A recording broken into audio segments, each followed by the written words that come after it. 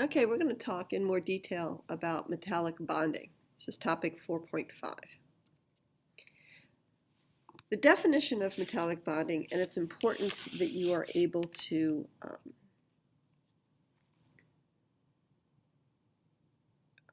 really spit back this definition. A metallic bond is the electrostatic attraction between a lattice of positive ions and delocalized electrons. This is the definition that you should know. So what does this mean, this definition? Oh, sorry, here we go. All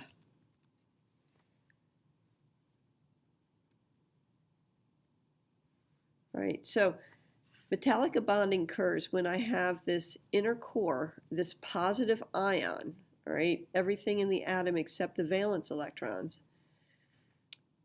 When these valence electrons are able to move through these positive ions that are set up in a regular pattern, a lattice of positive ions.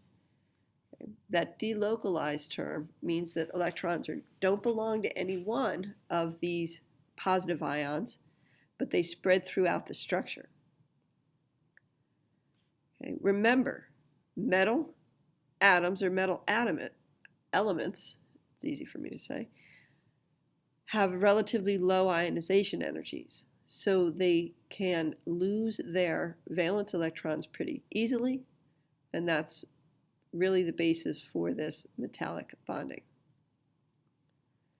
How do we determine the strength of a metallic bond?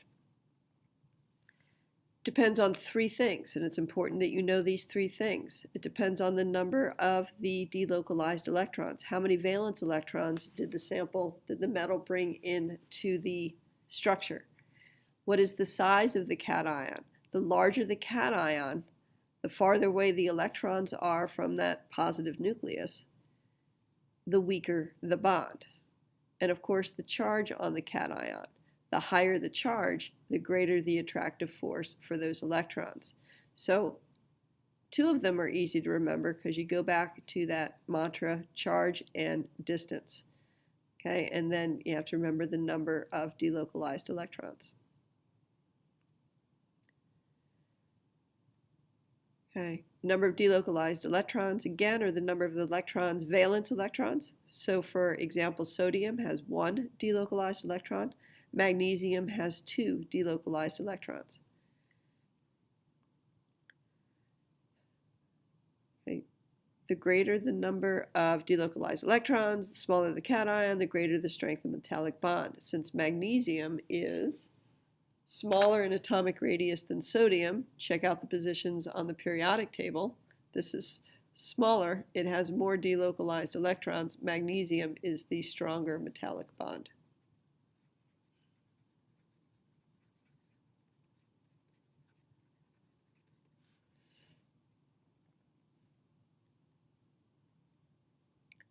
Okay. Again, higher the charge, greater the metallic strength. Strength of the metallic bond tends to decrease down a group because your cations are going to increase in size. Transition metals have very strong metallic bonds because they have a large number of electrons that can become delocalized. All right, so transition metals are going to tend to be stronger metallic bonds than the group 1 and group 2. Let's talk about some of the properties of metals. Metals are good conductors of electricity because remember, electricity is the movement of charged particles. In that metallic structure, we have those delocalized electrons, highly mobile, move throughout the metal structure, good conductors of electricity. They are also good conductors of heat. They're a good heat conductor, also known as thermal conductivity, and that is due to that same electron mobility. Metals are also malleable. It's important that you know that malleable means that they can be shaped under pressure, meaning you can kind of pound it into a sheet. And that's due to the fact of the movement of electrons is non-directional. So as if you put a stress, say on a row of atoms this way, and this is important to visualize, and you put stress on atoms going this way, they kind of just slide over each other because these electrons are kind of cushioning their movement.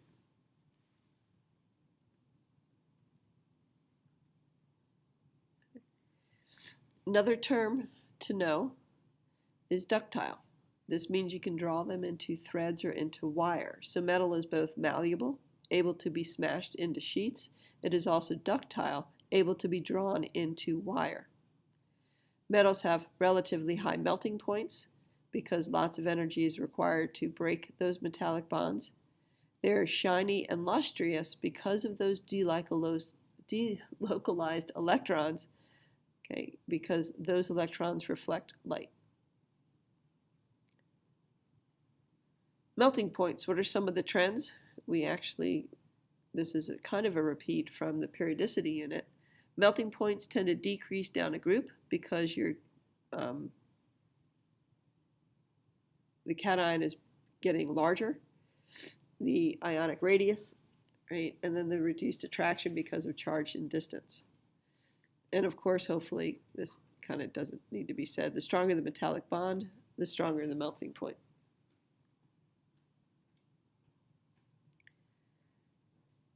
Let's talk a little bit about alloys.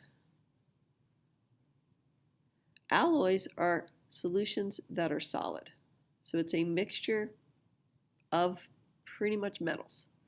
All right, remember a solution is a homogeneous mixture of a solute with a solvent. In alloys, both of these are solids. So things like stainless steel, nickel 504, all of those things are alloys. Bronze, brass. What happens is you mix two metals together in the molten state, little picture, and when they solidify, ions of the different metals are scattered throughout that lattice and are bound by those delocalized electrons. So what properties does putting these other metal atoms into the lattice, what kind of properties does that generate?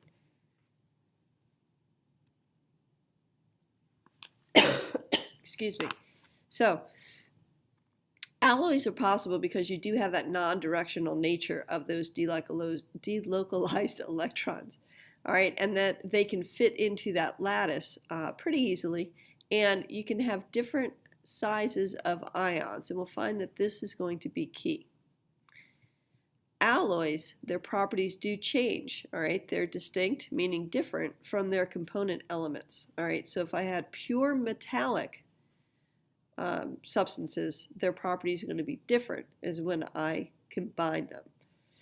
All right, and it's due to the different arrangements, also called packing, of the cations in that lattice.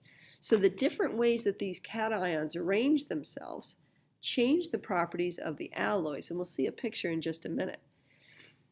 The alloy, often, it's more chemically stable. It is typically stronger, and it is typically resistant to corrosion, more so than the pure metals. So how does this work? Okay, so looking at a pure metal, here we have a pure metal. All right, if you have a force applied here, the metal is malleable, it moves. All right, so I'm pounding it, it changes shape. And that's because those layers slide over each other without breaking the metallic bond. For an alloy, when I have these different elements added into that lattice structure, when I apply a force, this different packing prevents those layers from sliding. It makes the alloy harder. Now, part of the IB curriculum states that trends, you only have to know the S and P block elements, so group 1 and group 2 going down and then, of course, going across. Various alloys you should be familiar with. Here is a listing of different alloys. I don't think I would memorize them. I'll let you know if I see something different, but be aware that things like steel is carbon and other elements. Oh, I'm sorry, iron with carbon and other elements. You have stainless steel, which is iron with nickel or chromium, brass, copper, and zinc, bronze, copper, and tin. Pewter is tin, antimony, and copper, and then sterling silver is silver and copper. Again, I don't think it's worth memorizing. If that changes, I'll let you know. And that ends this slideshow or screencast.